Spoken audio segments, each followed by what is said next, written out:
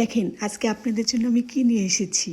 ফুলকো ফুলকো ফুচকা, এবং এই ফুচকা অনেক দিন কীভাবে মচমচা থাকবে তার গোপন টিপস সহ চলে এসেছি। সেই জন্য আমার লাগছে 1 কাপ ময়দা, 1 কাপ সুজি এবং তাল মাখনা আর পরিমাণ মতো লবণ। তাল মাখনা দিলেও হবে, না দিলেও হবে, আমার কাছে ছিল এজন্য আমি দিয়েছি।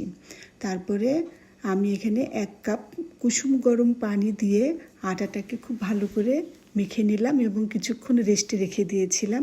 এবার আমি ছোট ছোট 2টা রুটি বানিয়ে নেব এবং একটা রুটির উপরে কিছু ময়দা ছিটিয়ে তারপরে ফার্স্টে যে রুটিটা বানিয়েছিলাম সেই রুটিটা দিয়ে হাত দিয়ে ভালো করে চেপে চেপে আমি একসাথে 2টা রুটি লাগাই নেব। দেখতে পাচ্ছেন আমি কিভাবে রুটিটা বেলে নিচ্ছি। এভাবে রুটিটা বেললে হবে কি আপনার ফুচকাগুলো মানে তেলে দেওয়ার সাথে সাথে ফুলে উঠবে। এরপরে আমি আমার কাছে একটা প্লাস্টিকের ডাইসের মতো ছিল, সেটা দিয়ে আমি ফুচকাগুলোকে কেটে নিচ্ছি। দেখতেই পাচ্ছেন কিভাবে কাটছি।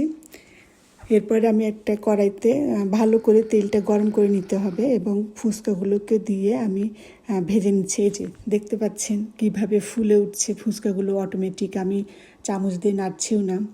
এখন খুব অল্প আছে, আমি অনেকক্ষণ সময় ধরে ফুচকাগুলোকে ভেজে নেব এবং যখন ব্রাউন কালার হয়ে আসবে আমি ফুচকাগুলোকে তুলে নেব।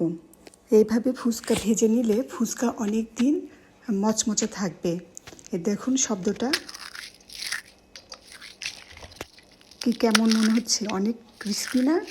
আশা করছি আপনারাও বাসায় ট্রাই করে খাবেন। আসসালামু আলাইকুম।